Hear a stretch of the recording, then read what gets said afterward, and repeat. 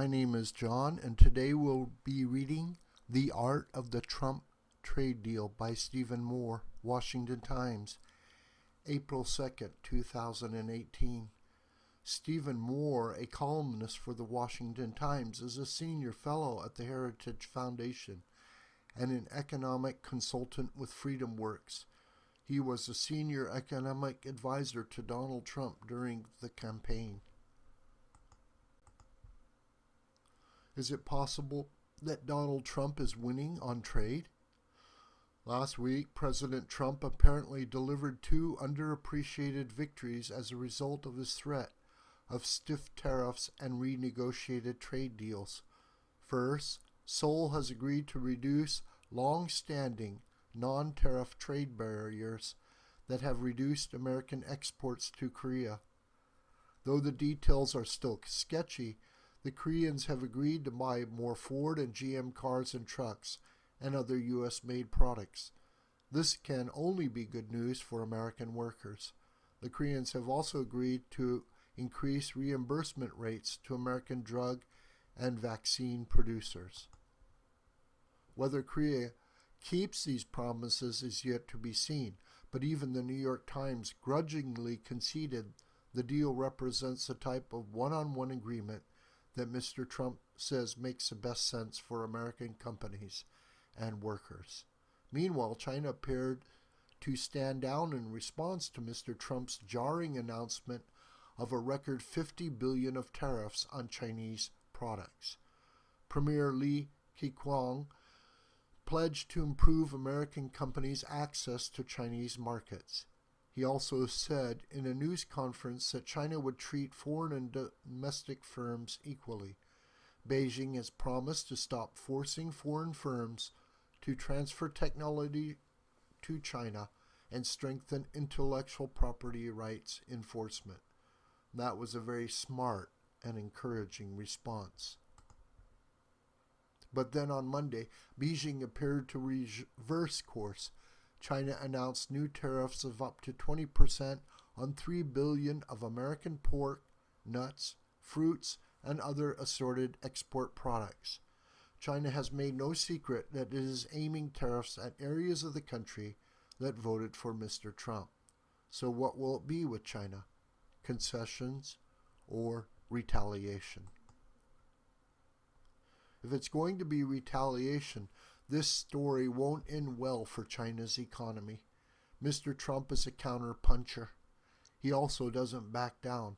If China wants unfettered access to American markets, it is going to have to buy a lot more of our exports, not less.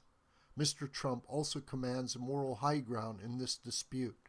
You can't have free trade with a country like China that steals $500 billion and arms your enemies. Period. A country that acts like this is an adversary, not a friend or ally. Beijing's actions on Monday are the response of a belligerent teenager who gets called out for bad behavior. China's growth rates are already slowing. How many millions of Chinese workers will lose their jobs if Beijing surrenders access to America's multi-trillion-dollar consumer market? Mr. Trump's message has been clear from day one. There is a new trade sheriff in town. Mr. Trump once explained to me during a meeting at Trump Tower his strategy on trade.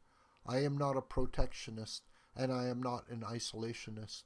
Of course, I understand the benefits of international trade. I'm a businessman. I just want better and fairer trade deals that benefit America. That's the card he's playing with China.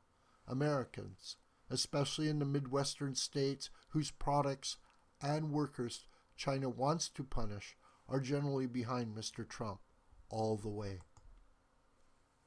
The risk here is great. Mr. Trump may upend 3 decades of progress in opening markets for international trade. This has benefited the citizens of the world and Americans in lower prices for nearly everything. The White House may be risking another 1930s-style trade tariff war that shut down global trade and cratered the world in depression.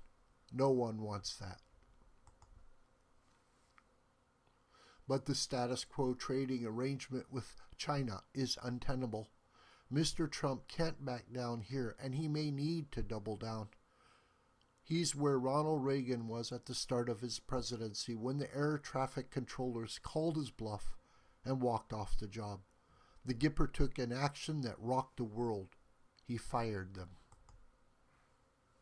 Mr. Trump recognizes what many of the globalists don't: the enormous leverage America has on the world economic stage.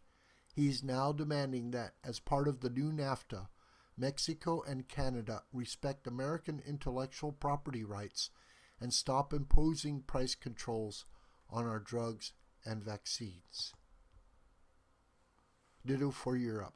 These nations also impose price controls on our pharmaceutical and technological products. Meanwhile, the Council of Economic Advisors reports that most nations impose de facto tariffs on our goods and services. How is that free trade? That has to stop. And don't be surprised if the Germans, French, Italians, and other European Union members moan, but ultimately agree to Mr. Trump's terms.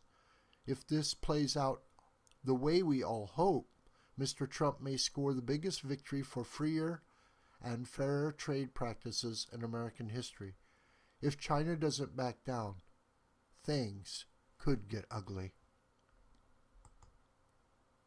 This video is a production of the School of the White Crane. My name is John Brooker, and you could reach me through commentary on this video or through my Gmail listed here. Please share this video with family and friends and on social media. May God richly bless you.